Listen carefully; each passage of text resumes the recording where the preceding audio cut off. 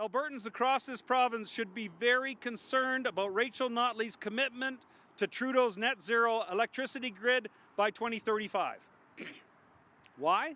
Well, because it's the most expensive political promise ever made in Alberta history.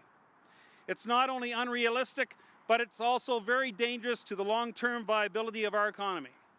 Everyone from mums and dads, business owners, farmers, right across Alberta would bear the brunt of this anti-Alberta policy that comes straight from the desk of Justin Trudeau.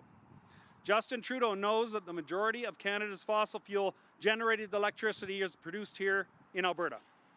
Now, Alberta used to make electricity from coal, but we got off coal. Rachel Notley phased out coal on such an aggressive timeline that it cost Albertan families billions of dollars and continues to do so.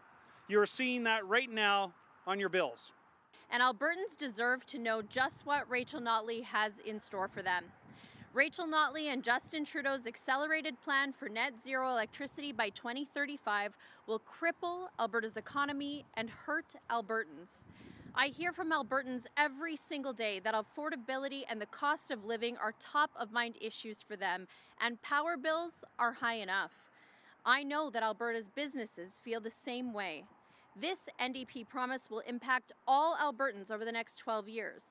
I'm sure it won't be one of their major campaign announcements, but it is something that the NDP is planning to do.